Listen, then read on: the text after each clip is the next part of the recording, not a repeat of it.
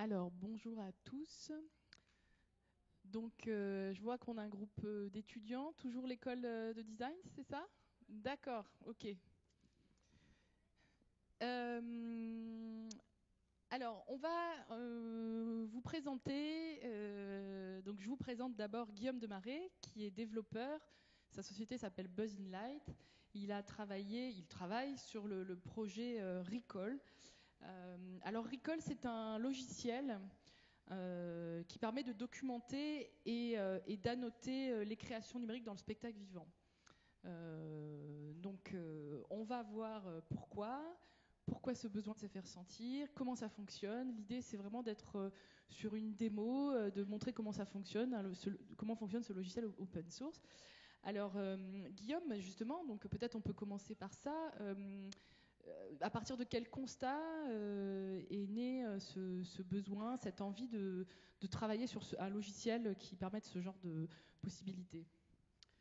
Alors déjà, ce constat n'est pas venu de moi, hein. Il est venu de Clarisse Bardiot, qui est ici en haut à gauche, qui est chercheure, conférencière, éditrice, qui a un certain nombre de casquettes, et qui est venue vers nous à travers Thierry Coduis, avec qui on avait déjà travaillé sur le logiciel Yanix. Hop, une petite image sur Yanix, qui est un séquenceur open source aussi, qu'on avait redéveloppé avec lui. Donc il y avait déjà ce modèle-là qui était en place et elle est venue nous voir parce qu'elle était tombée dessus, elle connaissait Thierry déjà. Et bonjour. Et elle était séduite par ce système de fonctionnement open source, à savoir c'est un logiciel gratuit et donc tout le monde a accès à Recall et tout le monde peut l'utiliser. Et donc elle voulait vraiment ce même système. Donc Clarisse est venue nous voir, nous, Buzzing Light, qui sommes une entreprise de design interactif. Donc on fait de la médiation, des systèmes interactifs, que ce soit tactile, avec des projections, des espaces immersifs, etc. pour les espaces culturels, on va dire, donc pour des musées d'interprétation, pour par exemple Fontevraud, qui est un espace culturel aussi. Et on travaille en parallèle avec des artistes pour leur donner des clés techniques qui n'ont pas forcément, même s'ils ont l'idée, ils ont l'envie, et nous on les aide à réaliser ce qu'ils ont en tête. Donc là par exemple, l'image qu'on a en haut à droite, c'était avec Pascal Dussapin, avec qui on a fait un espace immersif avec des projections avec des voiles de tulle. On peut naviguer dans l'espace avec un son immergé dans l'image et le son. Donc voilà, nous c'est ce qu'on fait régulièrement, et en parallèle on a Yanix et maintenant Recall sur lesquels on travaille et qui suivent le même modèle, à savoir que ce sont des financements à la base publique ou des scènes nationales par exemple qui, dans le cas de Recall, qui financent en partie et donc qui financent le développement de base, et ensuite le logiciel est entièrement gratuit et open source, c'est-à-dire que tout le monde peut faire des ajouts, faire des modifications et continuer à le faire vivre en fait. Donc voilà une partie des sponsors. Les problématiques que Clarisse a soulevées quand elle est venue nous rencontrer la première fois étaient surtout des problématiques de préservation des œuvres à composantes technologiques, de préservation et d'explication, de documentation. Pourquoi spécialement des œuvres à composantes technologiques et pas toutes les œuvres scéniques, on va dire? Parce que, a priori, quand on a une chorégraphie, un spectacle, que ce soit du théâtre, de la danse ou tout autre type d'œuvre scénique, on a, avec une captation, a priori, une grande partie des informations qui peuvent être comprises. Donc, on se met à la place du spectateur et on vit la représentation. Dès qu'il y a une composante technologique qui rentre en jeu, d'un seul coup, ça devient beaucoup plus compliqué parce qu'on ne sait pas qui interagit avec qui. Est-ce que c'est le danseur qui réagit au son de la musique, ou est-ce qu'il a des capteurs sur lui qui créent le son? Est-ce que la projection qui est derrière lui ou bien les éclairages sont générés en temps réel, ou est-ce que c'est quelque chose qui est une partition, quelque chose qui suit une partition? Donc toutes ces informations-là sont absolument pas évidentes quand on regarde une captation d'un spectacle, d'une digital performance, comme on dit. Là, il y a quelques images, si vous voulez, de digital performance. là, c'est impossible de savoir si, par exemple, la première image, si c'est une vidéo qui est derrière, si c'est un jeu de lumière, on ne sait pas. Et donc toutes ces informations-là sont essentielles pour, d'une part, comprendre l'œuvre, pour pouvoir la rejouer si jamais on a besoin de la rejouer, et pour pouvoir la préserver si jamais dans 10 ans on a envie d'en reparler et que plus personne n'est là, aucun des protagonistes qui a travaillé sur cette œuvre, et il ne reste plus qu'une vidéo pour en parler, c'est impossible de pouvoir l'expliquer ou même la préserver tout simplement. Donc il y a un certain nombre d'équipes qui ont travaillé sur des systèmes pour pouvoir augmenter les captations. Donc que ce soit directement sur la vidéo ou bien avec des annotations extérieures. Mais le problème essentiel qu'on a rencontré en utilisant ces outils, c'est qu'ils sont faits sur mesure pour une captation. C'est-à-dire que ce n'est pas un outil qui nous permet à partir de n'importe quelle captation de produire notre espèce de documentaire augmenté. C'est quelque chose qui arrive déjà packagé et tout fait, et nous on consulte uniquement toutes ces informations-là. Il y en a qui sont absolument sublimes et qui sont très très bien faits, mais c'est vraiment à chaque fois du sur-mesure. Et donc du coup, le besoin premier, c'était celui-là, c'était de se dire, on va se faire un outil qui nous permet de documenter et d'annoter une captation vidéo. Donc ça, c'était la première maquette que Clarisse nous a présentée quand on s'est rencontrés. Donc depuis, ça a un peu évolué. Mais voilà, l'idée de vraiment de disposer les informations autour de la captation était déjà là. Ensuite, au fil de nos conversations, de nos discussions, de nos réflexions, il y a beaucoup d'autres besoins qu'on a réussi à identifier. Comme le fait de, par exemple, quand on est une équipe technique ou artistique qui joue un spectacle, d'une représentation à l'autre, à partir du moment où il y a un peu de technique, il faut réussir à retrouver quelle était la dernière version du document. J'ai fait une modification 1 heure avant la représentation, est-ce que c'était ce document-là ou est-ce que je l'ai fait à partir de la version précédente parce qu'en fait elle était plus stable. Toutes ces informations-là sont essentielles quand on fait des résidences et qu'on a besoin de retrouver à chaque fois les dernières versions ou la version d'exploitation des documents. D'autre part, quand on essaye de rejouer une œuvre qui n'est pas forcément la sienne, il faut réussir à mettre la main sur tous ces documents-là. Et donc si on n'arrive pas à joindre ou si les personnes sont par exemple à l'autre bout du monde, on ne peut pas savoir comment jouer une vidéo qui est altérée en temps réel, on ne sait pas comment imbriquer finalement tous les outils si jamais on les a, si jamais on réussit à avoir tous les documents, si jamais on réussit à avoir par exemple le patch MaxMSP qui génère le son, on ne sait pas forcément comment le jouer. Donc il faut un maximum d'informations pour pouvoir reprendre une œuvre. Et ces informations-là sont rassemblées nulle part actuellement. Il n'existe pas d'outils pour packager vraiment une œuvre scénique à composante technologique et pour pouvoir la rejouer. D'autre part, on s'est rendu compte qu'aujourd'hui, toutes les régies sont numériques, évidemment, de plus en plus. Les régies analogiques, maintenant, ça devient une espèce de perle rare et c'est plutôt tout par ordinateur.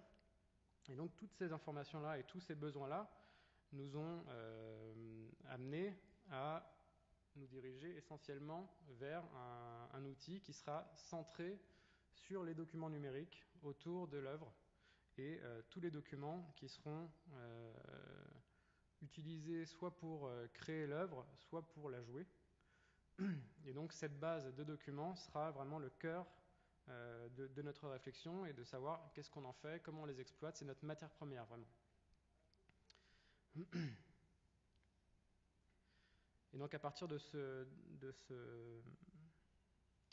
corpus de documents, on s'est rendu compte notamment que les chercheurs peuvent, une fois tout rassemblé, peuvent étudier le processus de création, peuvent étudier la génétique plus ou moins de cette œuvre en grattant, vraiment en analysant chaque notion, à quel moment elle est apparue, comment à quel moment tel protagoniste est entré, donc du coup l'œuvre a changé complètement parce que son apport artistique a été clairement défini à cet endroit-là. Et donc vraiment en manipulant les documents, on a senti que toutes ces possibilités étaient là. Donc le principe, c'est que on a ce logiciel donc qui évolue peu à peu vers le web, donc qui s'allège un peu, malgré quelques réticences techniques et en termes de copyright notamment. Pour le moment, c'est encore une partie logicielle et une partie web. Je vous parlerai du web plus tard. Et donc, le principe, c'est de rassembler tous les documents dans Recall, vraiment en vrac, dans un dossier, et Recall analyse lui-même tous les documents. Et ensuite, avec toute cette base, on manipule pour mettre en valeur, mettre en exergue certaines notions ou certaines choses auxquelles on n'avait pas forcément pensé. Et donc on manipule, on joue avec des axes de représentation pour pouvoir faire apparaître des grappes de documents et de comprendre que là il se passe un truc, là il y a quelque chose qui est complètement excentré, c'est peut-être ça qui est intéressant. Voilà, donc c'est vraiment de la manipulation de documents. Comment on les manipule et comment on les analyse ces documents ? On se sert des métadonnées qui sont par défaut incluses dans tous les documents numériques. Donc après, chaque type de document a un nombre plus ou moins important de métadonnées, à différents types de métadonnées, que ce soit une photo, donc on a par exemple la résolution de l'image, on a le type d'appareil, la marque de l'appareil, la focale de l'objectif, on a vraiment un maximum d'informations sur les photos. Si c'est un PDF, on sait, ou un fichier Word, on sait la dernière fois qu'il a été imprimé. Enfin, c'est vraiment un traçage complet du document, ce qui nous permet après à travers ces métadonnées qui sont ventilées en catégories, je vous montrerai plus tard, de pouvoir représenter tous les documents sur un axe commun. Tous les documents, par exemple, si c'est une résolution, ça peut être que des images, évidemment, il n'y aura pas de fichier Word dans la résolution, mais toutes les images au moins seront sur un pied d'égalité et on pourra les comparer vraiment de manière un peu réaliste.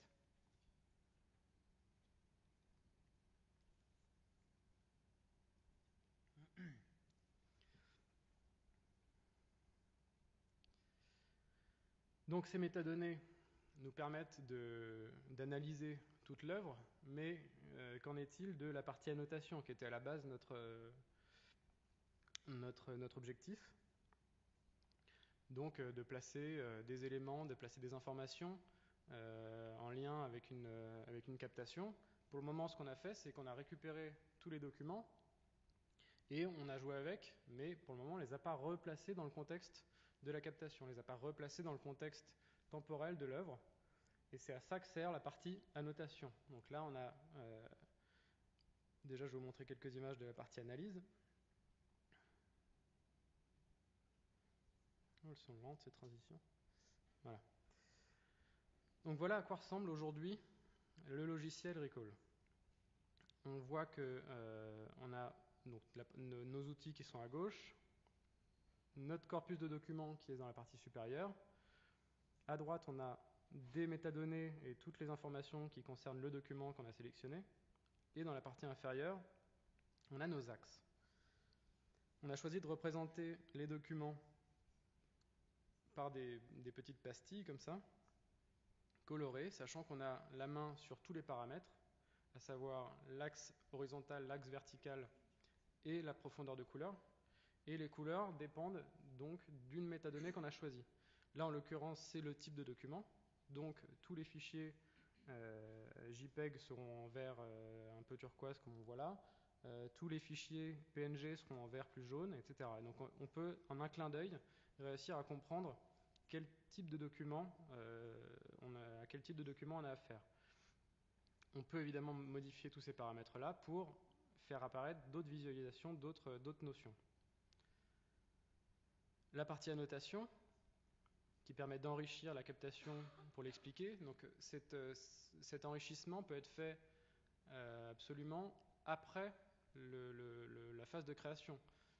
C'est-à-dire que si par exemple on a une interview du metteur en scène, on la replace potentiellement morceau par morceau, dans les endroits de l'œuvre, dans les endroits de la captation qui sont concernés. Et donc à ce moment-là, on réordonne tous ces documents et toutes ces informations selon les passages de la captation. Là, on voit que du coup, la partie inférieure avait été un peu modifiée, et la partie de droite aussi. Donc la partie inférieure s'est transformée en ligne de temps. Donc l'axe dx sera constamment l'axe temporel de la vidéo de captation. Et on peut jouer encore avec l'axe y, qui est là en l'occurrence les dates de création des documents. Et on peut changer absolument ça. On peut mettre par exemple les classer par auteur du document. On peut les classer par jour de la semaine où ils ont été créés. On peut les classer par densité de rouge si c'est une image. C'est vraiment, on peut faire ce qu'on veut avec ces axes. Et ça nous permet là, en l'occurrence, de replacer chaque document dans le contexte de la captation. On voit que certains documents ont un rapport avec là quasiment une trentaine de secondes dans la captation, alors que d'autres sont à un instant T et d'autres sont en rapport avec quasiment les 3/4 de la captation. L'important, c'est de savoir les replacer dans leur contexte, et c'est la seule chose, ce replacement sur la ligne de temps, c'est la seule chose qu'on demande à l'utilisateur dans cette phase d'analyse. C'est-à-dire que tout le reste, c'est uniquement de la manipulation d'axes, mais à aucun moment on touche au placement des documents. Les documents sont eux-mêmes placés selon les axes qu'on choisit. Là, c'est la seule chose qu'on demande vraiment, c'est-à-dire à la base, tous les documents ont un rapport avec la totalité de l'œuvre, et on les replace aux endroits qui nous intéressent dans la captation. Peut-être tu peux donner un exemple d'un document là par rapport à ce spectacle qui est montré. Par exemple, là, on a des photos de repérage. Donc, quand on a... du coup, ma souris, on ne voit pas là, mais on a des photos de repérage qui sont importantes parce que c'est dans cette photo-là qu'on voit qu'on exploite cette partie de la scène. Et quand le comédien va se placer là, on voit que pendant les répétitions ou les repérages, on a vraiment mis l'accent sur cette partie-là.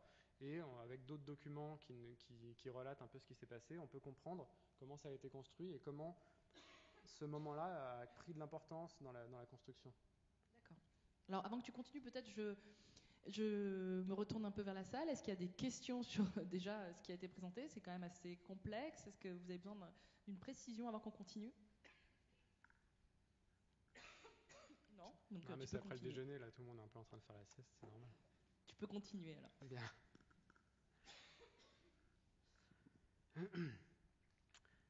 Sur la partie de droite qui s'appelle Events, là, c'est une partie qui évolue et qui sera différente dans la version web que je vous montrerai tout à l'heure, qui évolue légèrement. Là, elle a été pensée pour la régie, surtout. C'est un genre de timeline verticale. C'est-à-dire que chaque document qui est là listé est listé dans son ordre. Ils sont listés dans l'ordre d'apparition dans la captation. Et donc du coup, si on choisit de filtrer tous les documents en me disant, je me dis moi par exemple qu'ici en régie, je garde uniquement les documents qui me concernent moi.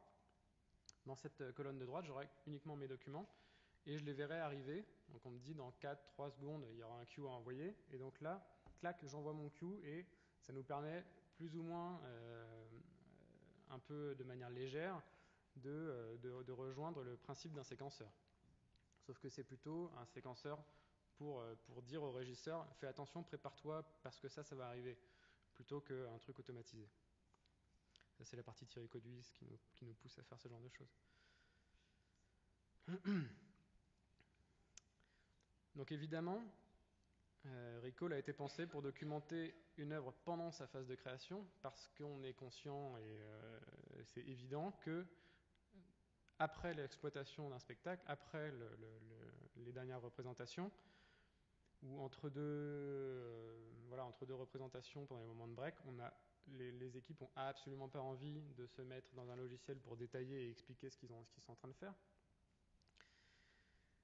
Et donc, on essaye au maximum d'être invisible, mais d'être constamment là pendant les phases de création. C'est-à-dire que si les équipes travaillent sur des outils comme Dropbox par exemple, on a un dossier de travail, tout le monde rajoute des documents, modifie des documents dans ce dossier-là. On dit à Recall de veiller, de faire une petite veille sur ce dossier-là pendant toute la phase de création. Et sans qu'on le voie, il tourne en haut et il comprend et il prend des notes sur tout ce qui se passe. Et comme ça, à la fin de la phase de création, on a toutes ces informations-là qui sont déjà rentrées et qui donnent un maximum d'indications sur la façon dont l'œuvre a été créée.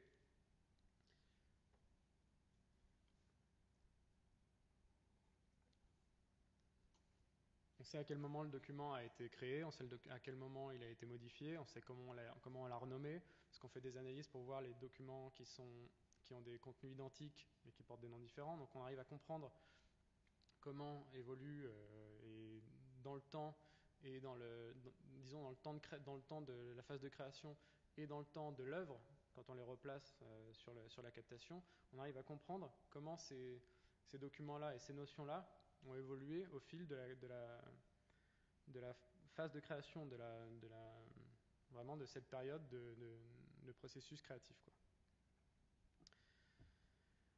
Bien sûr, la phase d'annotation, on ne s'attend pas à ce que ce soit fait pendant ces phases de création, parce que c'est quelque chose où on a besoin d'une part d'un peu de recul sur l'œuvre, et d'autre part, c'est souvent, à mon avis, ou d'autres personnes extérieures à la troupe, ou bien des personnes qui sont engagées pour ça et qui suivent un peu tout le process et qui vont pouvoir annoter et prendre en charge cette partie-là.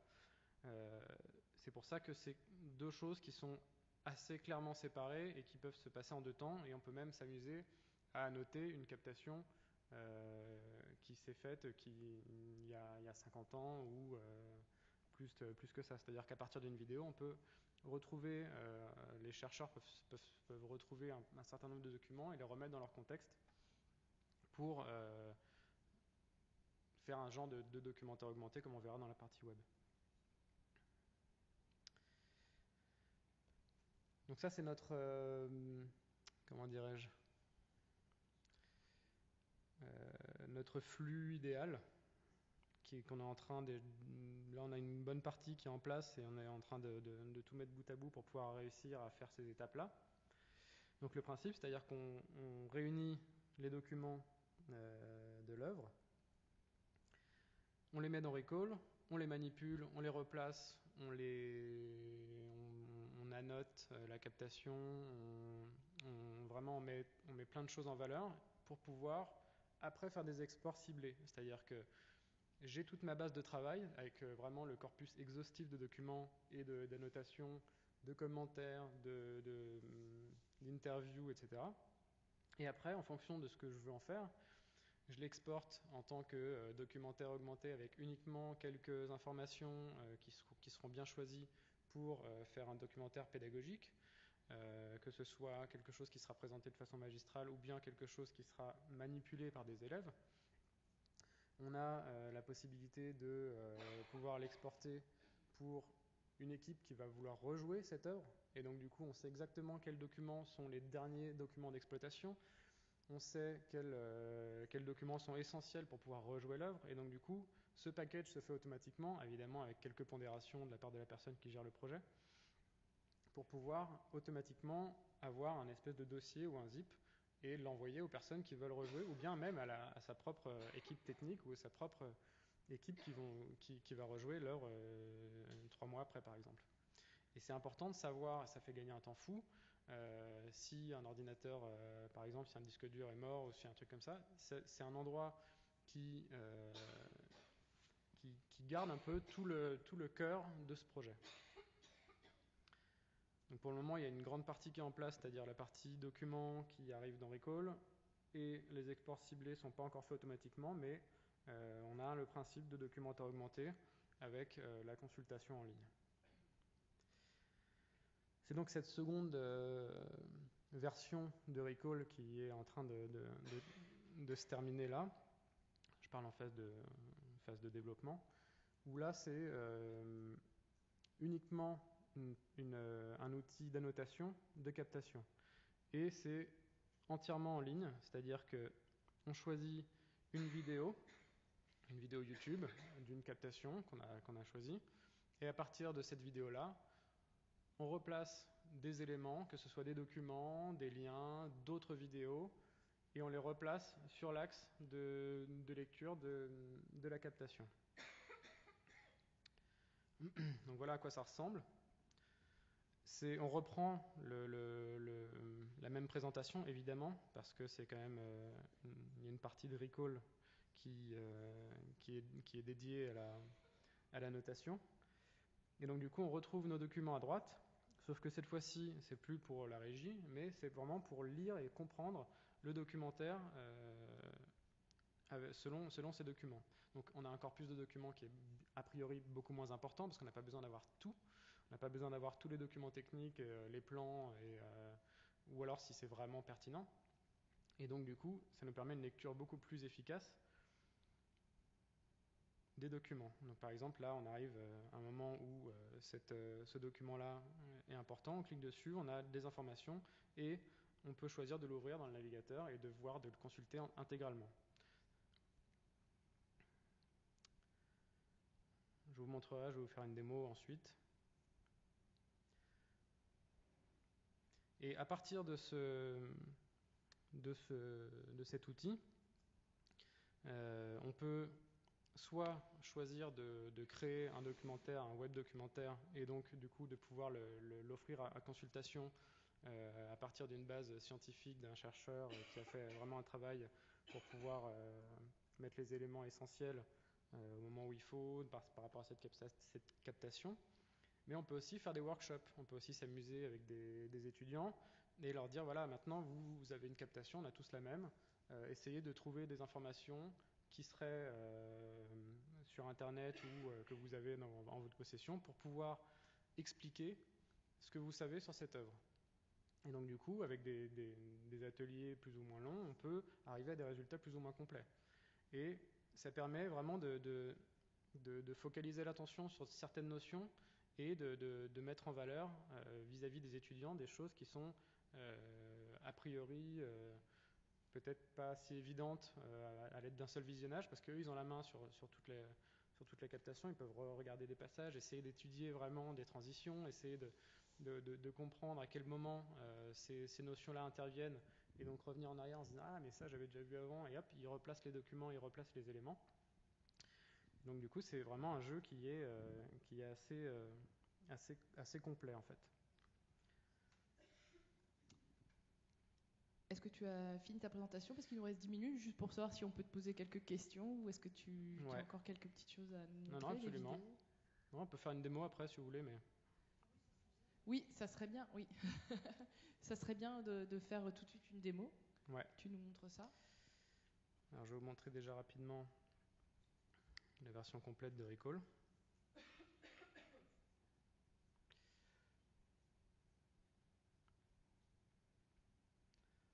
Donc la vidéo pour le moment ça ne nous intéresse pas. Il y a une chose qui est intéressante quand même dans la version pro, disons, de Recall, par rapport à la version en ligne, c'est qu'on a la possibilité de mettre plusieurs captations en parallèle. C'est-à-dire que si par exemple on a une vue de face et une vue zénithale, on peut les mettre en parallèle et se servir d'une double captation pour pouvoir vraiment voir le maximum d'informations sur l'œuvre. Sur la version web, il faut faire ça au préalable, en montage, et ensuite l'uploader sur YouTube, etc.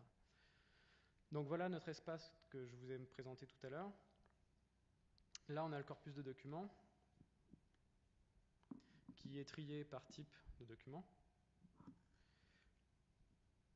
Lorsque je clique sur une photo, par exemple, on a toutes les métadonnées qui sont sur la partie de droite, qui sont triées par type. Donc là, par exemple, nous, on a rajouté une catégorie de métadonnées pour pouvoir aussi manipuler plus simplement et pas avoir à chaque fois à aller chercher dans toutes les métadonnées qui portent des noms différents. Et par exemple, le nom de l'auteur, le type de l'extension, la taille du document, c'est toutes des informations qui sont communes à tous les types de documents, et donc du coup qui nous permettent de vraiment de comparer tout sur un pied d'égalité. Mais là, par exemple, donc c'était un spectacle de Jean-François Perret, c'est ça, ouais, sur lequel vous avez expérimenté. Cette image, c'était quoi dans le spectacle? Donc ça, c'était une photo des repérages quand ils sont allés à Walden. Donc c'est parce que c'était un spectacle qui était inspiré par le bouquin de Thoreau, donc il a écrit à Walden. Et ils sont allés sur place pour faire des repérages dans la cabane dans laquelle il a vécu. Ils ont pris plein de photos, des éléments, du lieu, pour après s'en inspirer et les intégrer même après au spectacle. Donc on voit à quel moment certaines photos qu'on peut retrouver après dans le spectacle ont été prises et comment ça a été construit, etc. Donc ça, cette photo-là, c'est à Walden. Mais on voit que, par exemple, voilà, ces photos-là, c'est des photos de répétition. On a d'autres documents qui sont des plans. Donc ça, c'est un PDF, mais du coup, ça s'ouvre moins bien. On a des sons d'enregistrement, de tests, qui sont, par exemple...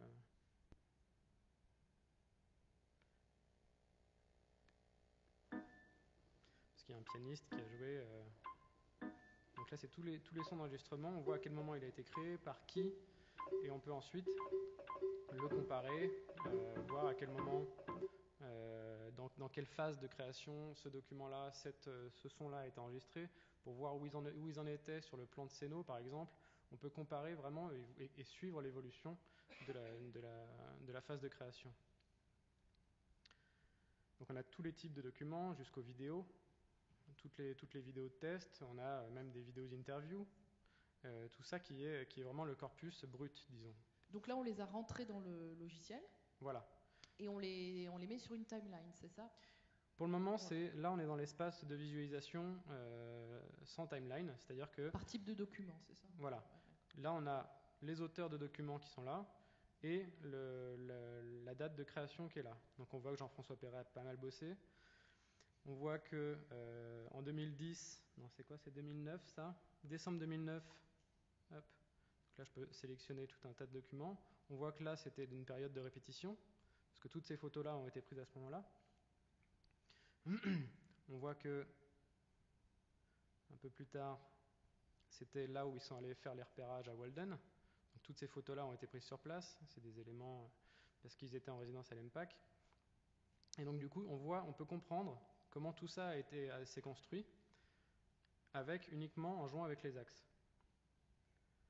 On peut aussi s'amuser à mettre en valeur des éléments qu'on aurait potentiellement rentrés à la main ou bien qui seraient issus des noms de dossiers qu'on donne, par exemple au document. Si mon dossier photo est lui-même dans un dossier résidence à MPAC et que lui-même est dans un dossier Walden et lui-même machin, tous ces noms de documents-là, tous ces noms de dossiers, nous on les récupère et ça nous fait des mots-clés pour pouvoir après faire des recherches. Donc là, si par exemple je tape la chaise, tac, on voit que...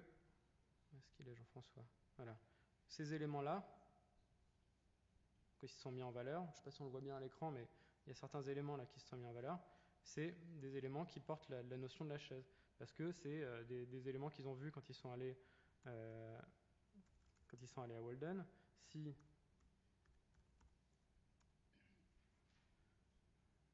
voilà, on voit vraiment là toutes les notions d'arbre. Ce qui est intéressant, c'est que l'arbre, ça peut être un arbre physique, mais ça peut être aussi un arbre génératif. Donc là, par exemple, c'est une vidéo d'arbre génératif. Là, c'est une vidéo qu'ils sont allés faire à Walden, donc c'est vraiment des vrais arbres. Et cette notion-là, on la comprend, on la voit évoluer dans les phases de création.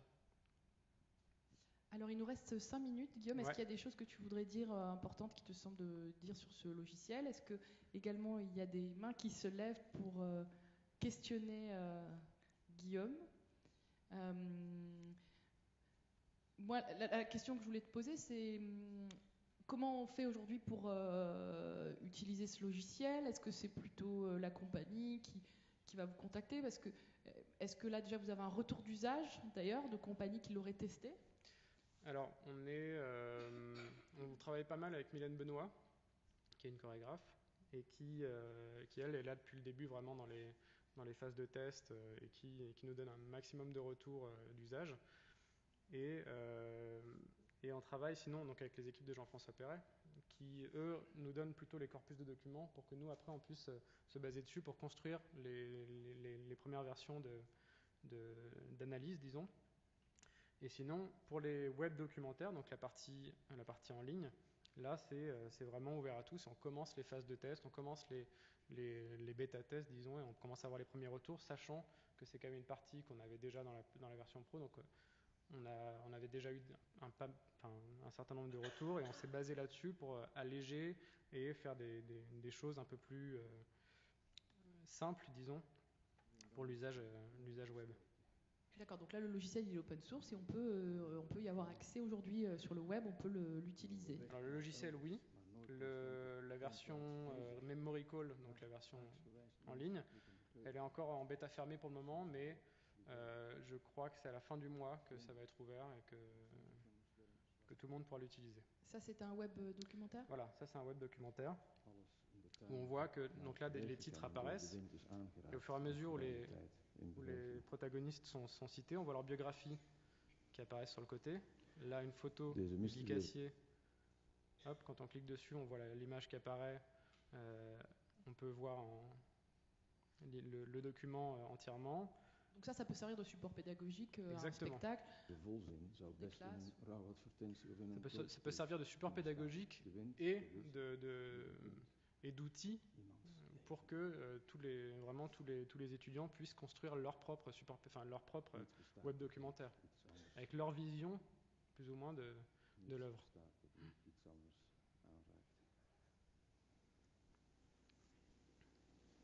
Donc là, sur le webdoc, le principe, c'est qu'on a le spectacle qui est filmé. Voilà. Et autour, on a, en fait, c'est enrichi, on a des éléments d'annotation. Exactement. Et on peut rajouter des notes qui apparaissent en bas de la captation, on en a vu une tout à l'heure, qui nous permettent après de pouvoir séparer des phases, par exemple. Là, on rentre dans la seconde phase du spectacle. Là, c'est important parce que ce passage-là fait appel à telle notion, et donc on peut annoter aussi sur la vidéo pour pouvoir, en plus de la partie à droite, ajouter quelques petits commentaires, des choses un peu légères comme ça, qui font pas appel à un document. Donc ça faciliterait les reprises de spectacles aussi et le fait d'entretenir les répertoires des compagnies qui pourraient avoir une mémoire numérique. Et la chose essentielle aussi que je voulais dire, c'est que ce système de web documentaire, une fois qu'il est créé, pourra être embarqué sur des sites de compagnies, par exemple, pour expliquer leur création, ou sur des sites de scène nationale, sur des sites de... Voilà, c'est vraiment le principe, c'est qu'on se crée notre web documentaire et ensuite on le présente. Ça peut être un nouvel outil de médiation en fait. Voilà, exactement. D'accord. Très bien. Est-ce qu'il y a des remarques, des questions, des interrogations ? Non ? Oui, voilà monsieur, je vais vous donner mon micro. Oui, juste une question pour savoir si vous aviez songé à étendre à d'autres domaines que celui du spectacle vivant, parce que ce principe de conserver l'historique d'un projet, ça peut être valable en archi, en design. Exactement. Et motion design, pas mal de... Ouais. Oui, absolument. Pour le moment, nous, on le construit en fait autour de ça, parce qu'on a commencé à une époque à se dire, mais c'est vrai qu'on peut l'appliquer à tout, et donc du coup, on s'est éparpillé même dans nos têtes et on ne savait plus trop où on allait. Et on est revenu sur ce besoin en termes de digital performance pour pouvoir vraiment aller dans notre axe, mais on sait qu'à tout moment, ça peut être utilisé par d'autres domaines. À partir du moment où on a une captation vidéo avec un intérêt, avec une succession temporelle d'événements, mais pas que, c'est-à-dire que la partie analyse, ça peut être uniquement encore plus de documents sans même avoir une captation, et on peut analyser les phases, les processus créatifs d'autres choses que des œuvres avec une captation vidéo. Merci Guillaume. Donc c'est Recall, donc recall. C'est recall.fr. Et je vous remercie pour votre attention et on se retrouve, si vous le souhaitez, à 15h pour la conférence sur l'image, réinventer l'image. Merci à tout le monde. Merci Guillaume.